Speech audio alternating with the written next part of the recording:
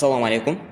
Bugungi videoda biz 3D grafika olamining eng mashhur va bepul dasturlaridan biri Blenderni qayerdan yuklab olishni va ishlashning eng boshlang'ich qoidalarini o'rganamiz.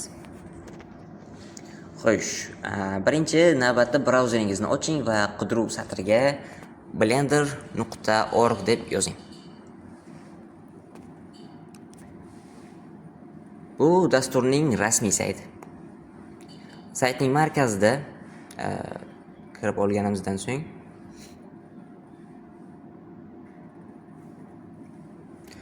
saytda Blenderni yuklab olish degan, ya'ni download Blender deb chiqadi.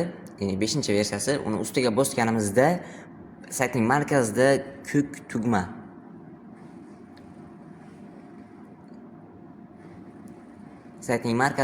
tugma paydo bo'ladi. Xo'sh, bu tugmani bosganimizda Blender avtomatik ravishda yuklanib olinadi. Biz dasturni yuklab olganmiz. Shuning uchun bu kerak emas.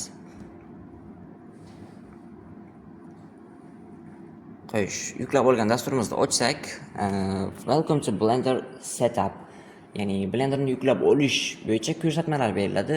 U bilan yuklab olasiz. Bizda o'zi yuklab olinganligi sabab o'zi bo'lmaydi qaytib. Shuning uchun bu o'yindan yopamiz. Xo'sh. Dastur yuklanib bo'lingach, uni oddiy tartibda o'rnatasiz. Dasturni ilk bor ochganingizda mana bunday oynaga ko'zingiz tushadi. Bu yerdagi rasmni yo'qotish uchun shunchaki chetroqqa bo'sh joyga sichqonchani bosing.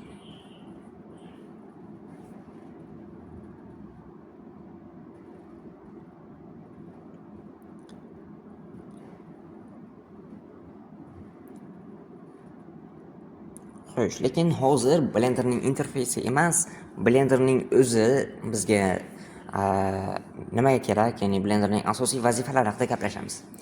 Blender bu shunchaki shakl yasaydigan dastur emas. U hammasi bittada, all in one, combine hisoblanadi. Uning yordamida quyidagilarni amalga oshirish mumkin. 3D modellashtirish, har qanday shakl, bino, mashina yoki personajni noldan yaratish.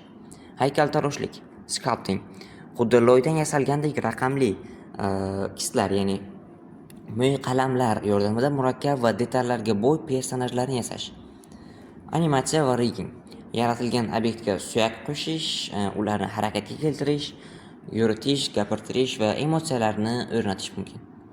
Vizualizatsiya, rendering, yasagan sahnangizga yorug'lik, soya va material berib, uni real hayotdagi rasm yoki videoga aylantirish. VFX, maxsus effektlar, videolarga portlash, tutun, suyuqlik, sehrli effektlarni qo'shish. Undan tashqari 2D animatsiya, 3D muhit ichida 2D multfilmlarni chizish va ularni harakatga keltirish.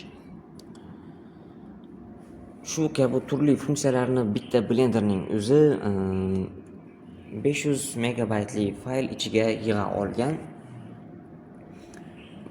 Bu dastur juda ham ko'p imkoniyatlarni berish bilan birga tekin. Ya'ni boshqa dasturlar 3ds Max, Maya, Cinema 4D dasturlardan ustunliklari mutlaqo bepulligida va ochiq kodli dastur ekanligida. Ochiq kodli ekanligi dasturning tuzilish parametrlari, kodlari hech qayerda sir tutilmaydi. Ularni ham olish mumkin, ularni o'zgartirish kiritish mumkin. Bu haqida yana gaplashamiz. Undan tashqari, masalan, Maya yoki 3ds Max uchun rasmiy saytdan olingan dasturlar yiliga minglab dollar to'lash kerak bo'ladi. Blender esa hamma uchun ochiq. Yengil hajmi, dastur hajmi taxminan 300-400 megabayt atrofida. Raqobatchi dasturlar esa gigabaytlab joy oladi. Eevee render dvijogi. Blenderda Eevee nomli real vaqt rejimida real time ishlovchi render tizimi bor. Natijani ko'rish uchun soatlab kutish kerak emas. O'zgartirish kiritishingiz bilan natija darhol ko'rinadi. Tezkor rivojlanish. Blender hamjamiyati juda katta bo'lgani uchun unga bir necha oyda yangi va kuchli funksiyalar qo'shib boradi. Cross platforma. Windows, Mac OS va Linux tizimlarining barchasida bir xil va barqaror ishlaydi.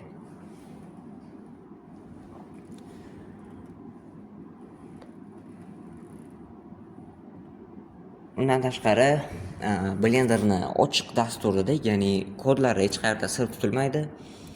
Shuning uchun Blender fayllari ichiga tashqi olamdan, ya'ni boshqa fayllarni ham qo'shish mumkin. Masalan, add-onlar. Bularni add-on deb nomlashadi. Add-on juda ham qulay. Negaki, Blenderning o'zida bo'lmagan funksiyalarni qo'lda yasab, ya'ni Python dasturi bilan qo'lda yasab, yuklab olishingiz mumkin. Va hozir ko'rsatmoqchi bo'lganim add-on yuklash emas, Blenderning boshqa versiyalarini yuklash. Blenderning 5-versiyasi, eng oxirgi versiya hozirgi kunda bundan oldin ham ko'plab versiyalar mavjud. Bularni topish uchun Blenderning rasmiy saytiga kirib, download bo'limidan previous version degan tugmasini bosamiz. Undan download any Blenderni bosganimizdan so'ng Blenderning har bitta versiyasi havolalari keltirib chiqariladi. Bu yerdan o'zimizning kompyuter sistemamizga mos, ya'ni kompyuterimizning hajmi qancha, uning ko'tarib bilishi, video kartasi, protsessoriga moslagan holda Blenderning oldingi yoki hozirgi eng yangi versiyasini o'rnatib olishingiz mumkin. Versiyalarni farqi nimada deyilsa, birinchi versiyada Blenderning interfeysi yoki ishlash funksiyalari takomillashmagan edi. Blenderning versiyalari oshib borgan sari interfeysdagi qulaylik oshib boradi, undagi funksiyalar ko'payadi, modifierlar va ishlash prinsipi o'zgaradi.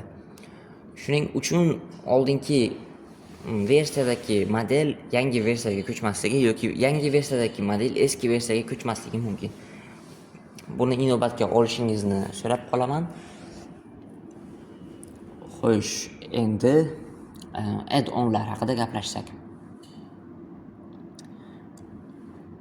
Add-on aslida nima? Masalan, menda bitta add-on skachat qilingan. Buni hozir ishlashini ko'rsatib beraman. Xo'sh. Bu add-on nomi Blender Kit. Bu yerda modellar, materiallar, sahnalar yoki oddiy modelni olib qarasak, uni o'rnatish oson. Ko'pchilik yaratgan modellarni yaratish yana ko'proq vaqt olishi mumkin.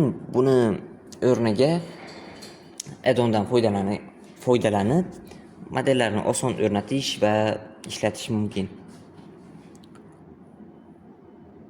Undan tashqari, bu yerda premium evaziga olinadigan modellar bor, ya'ni yasalishi qiyin bo'lgan modellar. Demak, bugungi darsimiz shu bilan tugaydi. Bugun biz nima o'rgandik? Blenderni skachat qilishni, uning versiyalarini, Blenderning qulayliklari, ishlatilish qobiliyati, boshqa dasturlardan foydalari, ustun taraflari haqida gaplashdik va eng oxiri add-on. Blenderning eng asosiy qulayliklaridan biri unga add-on qo'shib bo'lishi. Demak, bugungi darsimiz shu bilan tugadi.